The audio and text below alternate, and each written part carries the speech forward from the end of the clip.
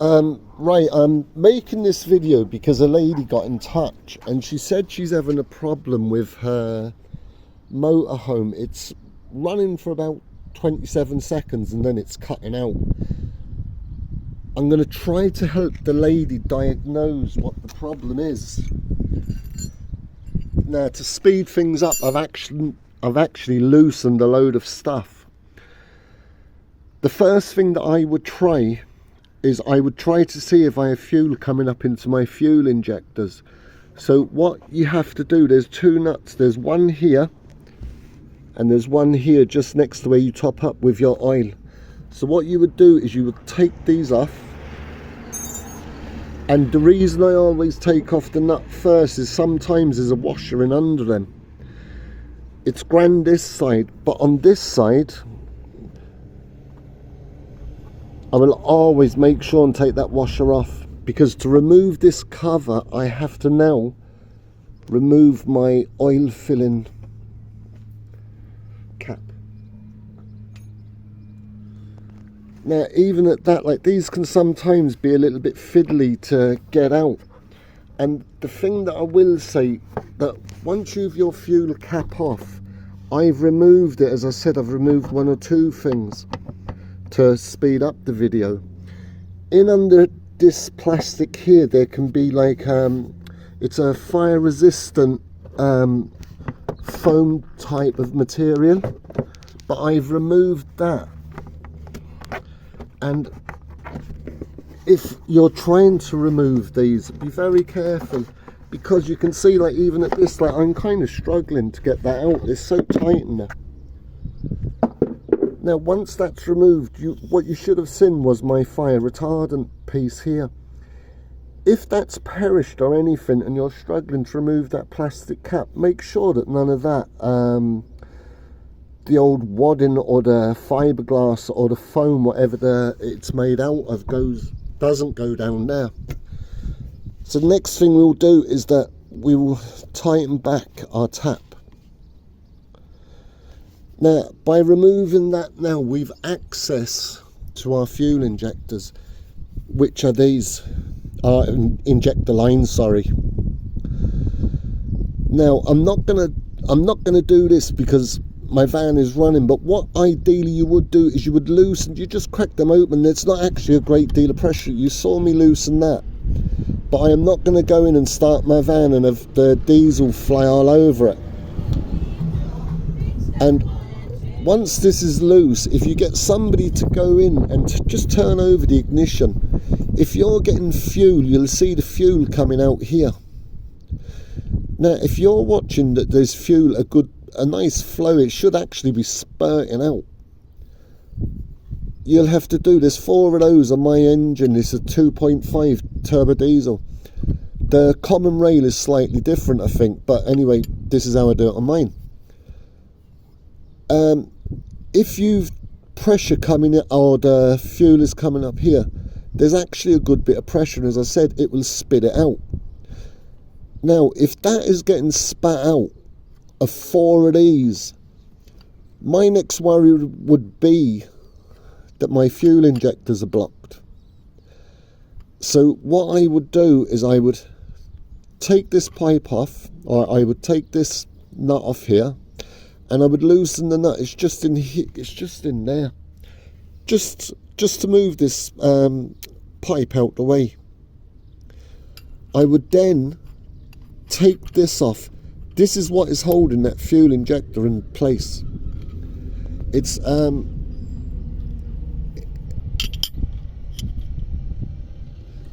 think we can see it better on this one. As you can see, it goes straight down, and that is bolting that fuel injector, which is this unit here. The fuel injector is just under that. It's holding that into position. Now, I know that if for people, like, they're not actually sure, and they can struggle sometimes trying to get them out and just tightening that one back up. But there's actually an easy way of removing them. And what we do is we take off this nut here. Now, remember, now we've already moved this one, so this is out of our way. We take this nut out. What we then do is we will get a nice size cloth, and it'll take two of you. One will hold the cloth here in place, and the reason being that we're going to hold the cloth over this. Somebody else, usually my son, he will get in and turn the ignition on for me. With the pressure, this will actually pop the fuel injector out of where it sits into the housing. And once I get that fuel injector out, I have it just here now, and I'm going to show it to you. What I have is I would check and make sure all my fuel injectors are working. Now it's just here, and unfortunately I don't have a fuel injector to show how this actually works, but I'm gonna give you the basics of it. This is a homemade fuel, we call them a fuel injector popper, and what I do is this pipe will be suspended. I'll have a canister with diesel going in here. Then I attach my injector in here, and I tighten this up.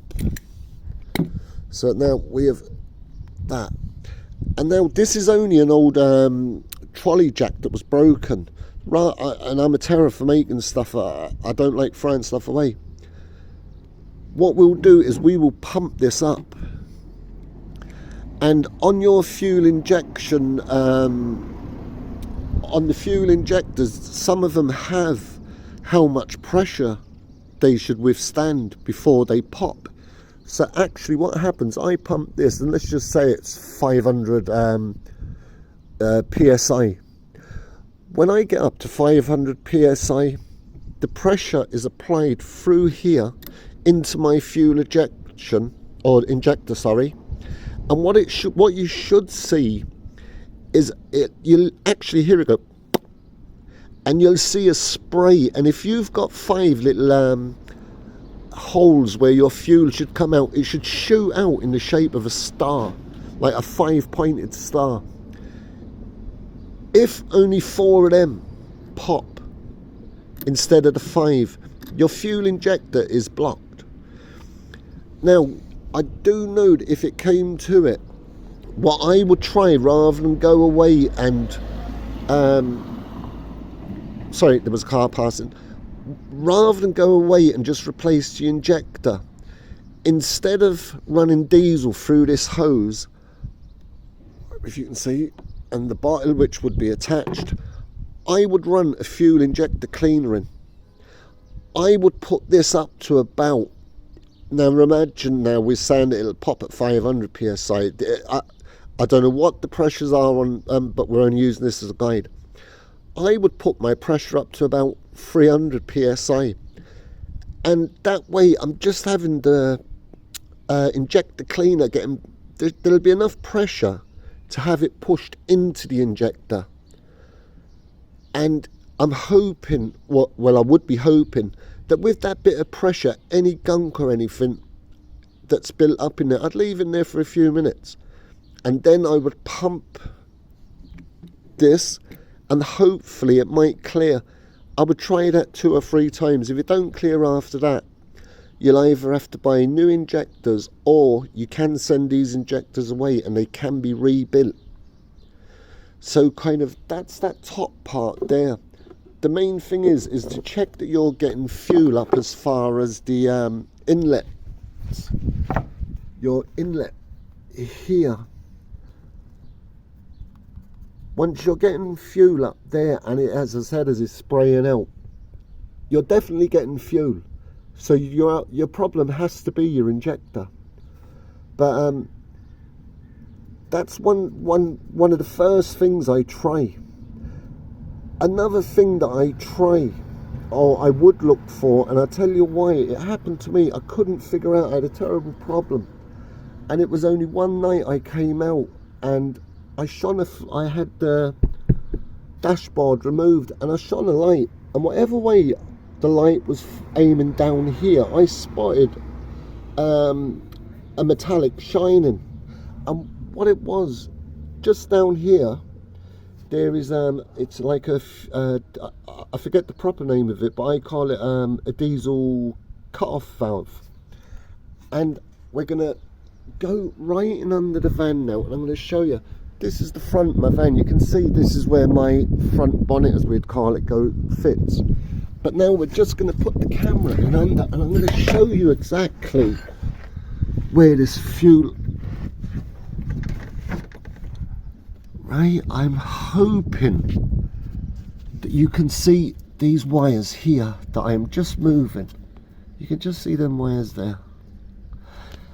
And they're attached, let me just push that one out of the way. They're attached to this unit here. It's at the front of the engine, and as I said, I call it a diesel fuel cut-off system. The wire here had popped off, and it wasn't, it was doing what it's meant to do. It cut off the fuel.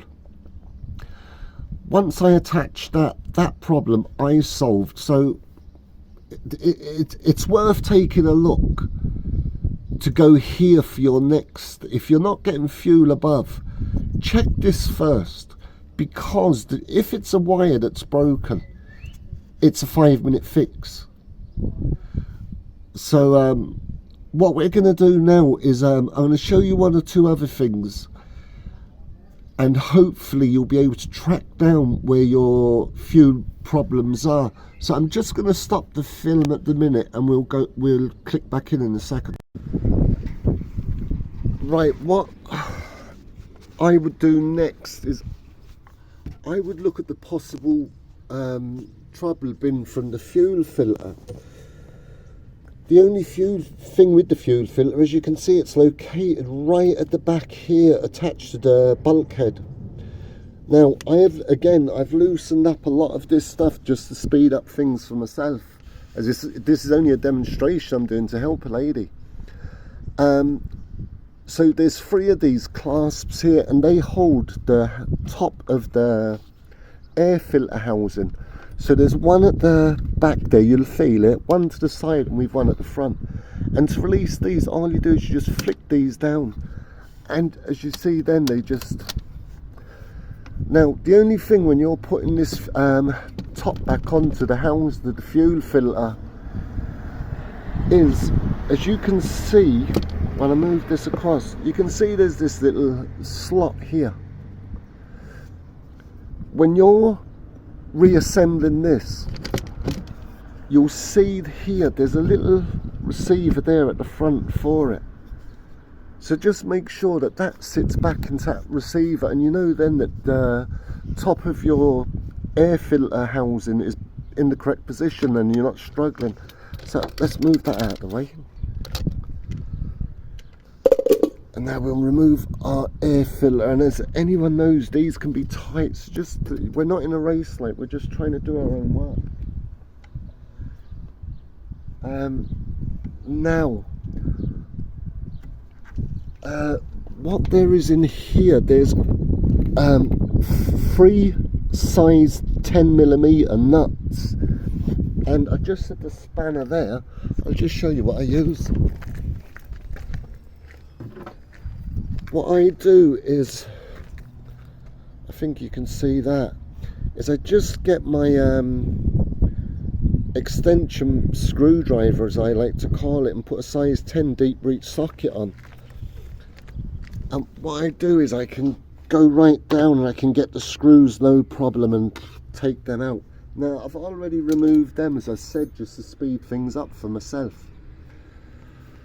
The next thing now we need to do is this pipe here. We have to take this big long black pipe off, especially from this side. So let's just see if we can wobble it off. As usual, I'm trying to do this by myself, but we'll see. We might have more luck taking this side off first. I think what I'll have to do, because it's actually awkward trying to get these are such a great fit, that I actually need 2 hands to get that pipe off. So I'm just going to hold on the video for 1 minute and I'll be back to you. Okay, so now you can see that I have removed the big pipe that was here. Now what we'll do is, I'm trying to put this back, you'll see at the bottom of the air filter box we have this hose. I only removed this hose just to get it out my way. There's actually no need. Well, there is, because this comes off and you'll see why. And I think you can see it here, this other big fat hose. This is attached to the bottom of the air filter housing, and as you can see now, it just comes away. And once again, take your time getting these out, because there is nothing easy when you're trying to maneuver these things out on a van like this. But and once again, I do apologise for the quality of the videos I make, but I'd be trying to do these on my own. Now, once we have that out the way, that's our filter there.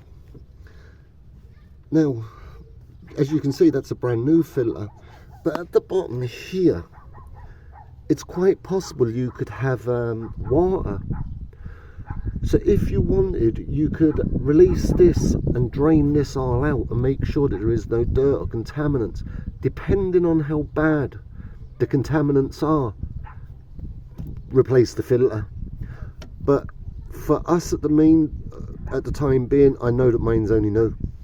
So what I'm going to show you is a way to bypass that filter. If you was in the middle of the country now, miles isolated, I'm going to show you how to bypass that filter. It's only a temporary job, just enough to get you to a garage and let them do the correct repair. And I'm just going to show a little mock-up, and the reason it's going to be a mock-up, otherwise I'm going to have to disconnect the pipe here at the back and run that pipe, because my fitting won't fit here. So this is just going to be a mock-up in case it's that fuel filter that's not working. Okay. Now, as you can see, this is only a mock-up. So what I've done is I've put a bottle with diesel in, which is going to represent my main tank. We'll get onto that now in a few minutes. What we've done now is we've bypassed this. We would have taken this hose off here, the pipe coming from the my main tank this is representing that. Now we have an inline filter just put there. So that's our filter. So we have it coming in this side through the filter and out. This is only a temporary measure. This is not permanent. It's to get you out of an emergency, nothing else. Get to a garage and get this filter replaced if that's the problem. So what I'm going to show you now is what I do, and you'll see it working. I have connected up this little pump. It's a little fuel pump. Now, some people will say, like, how do I manage? If that was to happen to me, how would I manage to connect that pump? I always bring enough wire, and the reason being, if I had a break in a pipe somewhere, anywhere along, I can cut that pipe out. And what I would do is, with the negative and the positive, I would actually go in at the back of my light here. I don't know if you can see it.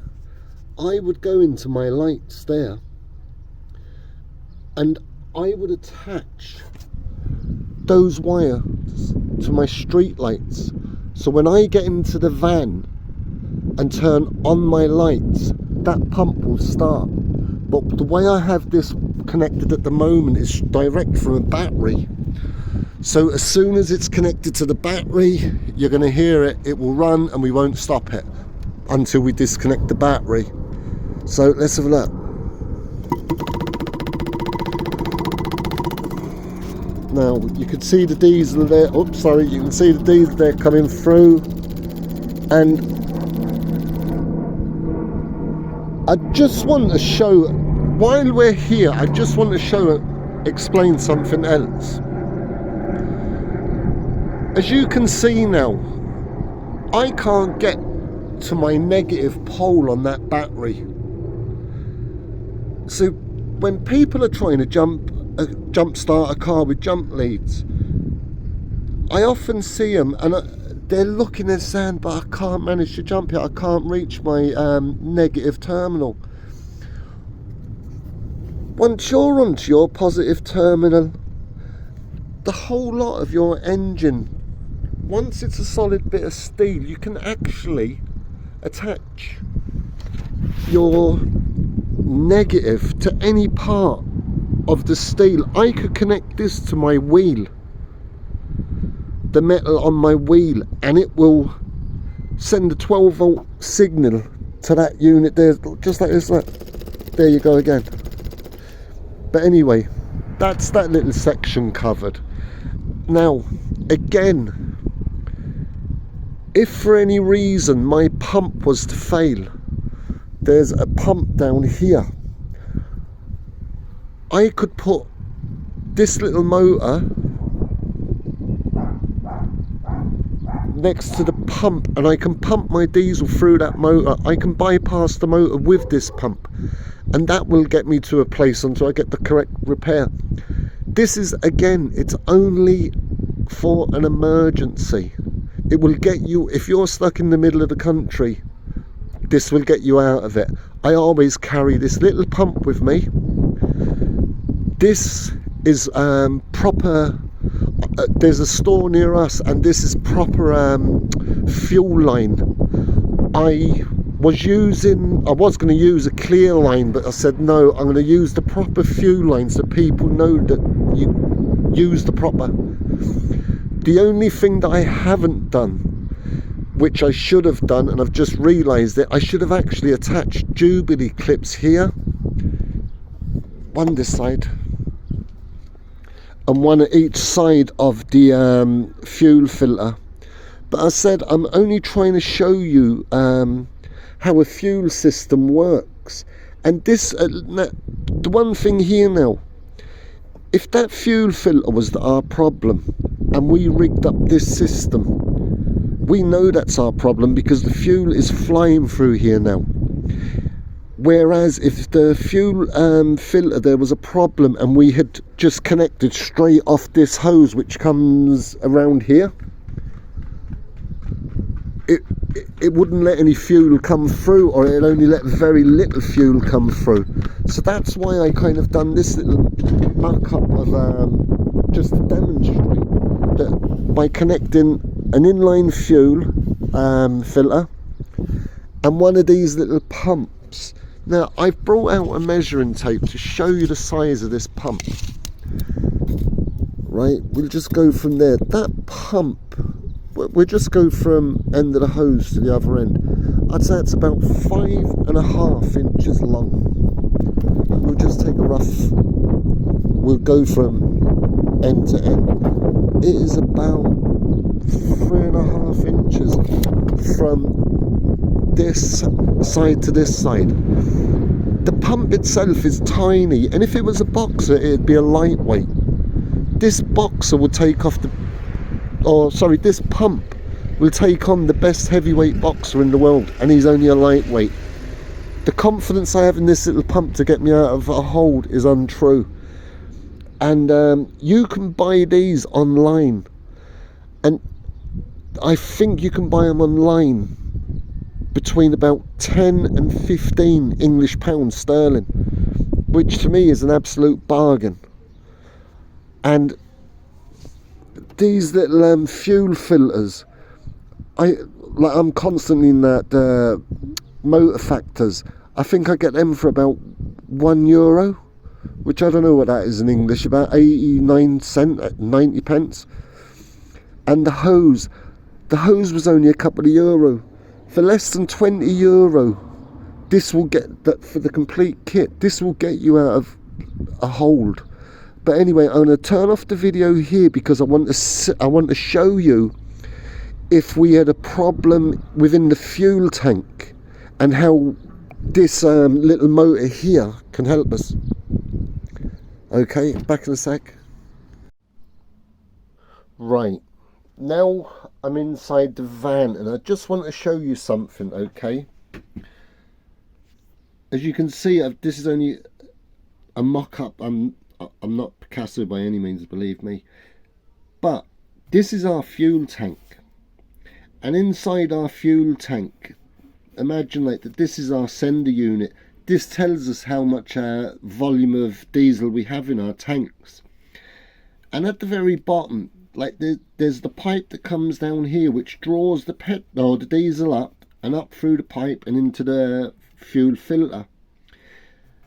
In your fuel tank there's a little filter, and I've kind of marked, you can see there at the bottom, I've coloured it in there, and at the bottom that should actually be a little filter that can sometimes get jammed and prevent fuel from getting up to your main fuel filter.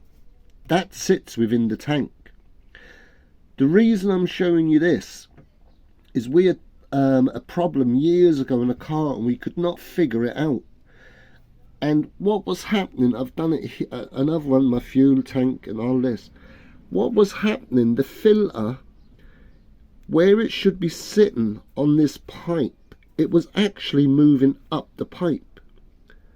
So now it was completely blocking the bottom of the pipe, so there was no fuel being allowed to go up.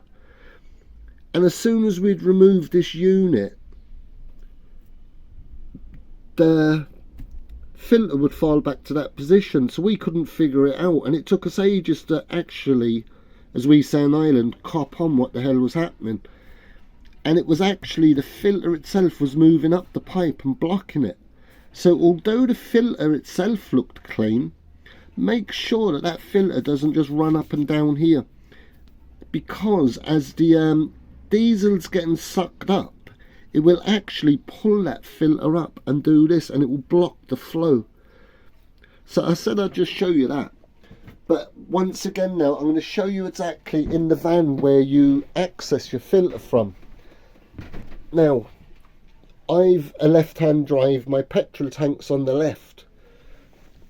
But what you do is you'll pull back your carpet,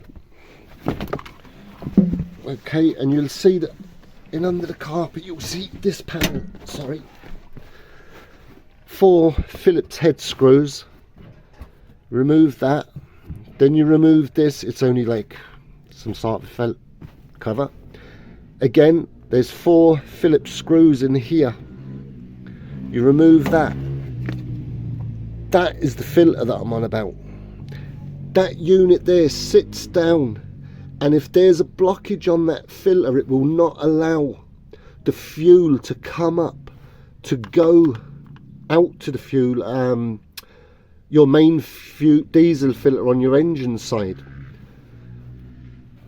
But if there was a problem in there, you literally would have to remove this out, clean that filter, make sure that it's not sliding up and down the feed, as I'd call it. Now, I did have problems with one of these pipes, and what I ended up doing is running a new fuel pipe. I had it there a second ago, the black one. I'll show it to you now. One sec. This is the fuel pipe. You have to make sure and ask, it's a special pipe. What I done is I followed the same path as the pipe that was broken. Slid it on and just stuck. I always stick 1 or 2 Jubilee clips on there.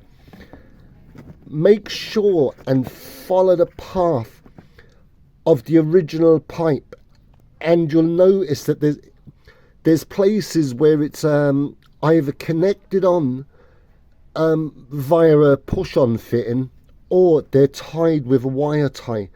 So just make sure, and the same goes for the front. If you're connecting up, a while ago I showed you how to connect up the inline fuel filter and an inline fuel pump.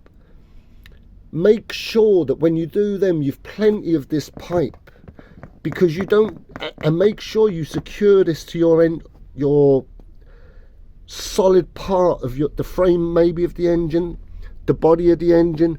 Make sure it is not near any moving parts. The last thing you want is that to get wrapped up in around your engine. I think that's absolutely everything I can think of on how the fuel gets from your tank up to your fuel injection. If this is helpful, which I hope it is, I'll ask you to leave subscribe and give a thumbs up. The reason being, I have been told that by people subscribing they can link into my other videos, and I have plenty of videos, whether it's to do with cleaning. I'll be doing one later on about an error code on a washing machine and how to sort that. It's not just cars and vans and stuff I work on, I do a lot of stuff. So anyway, I hope this video has been useful, and goodbye.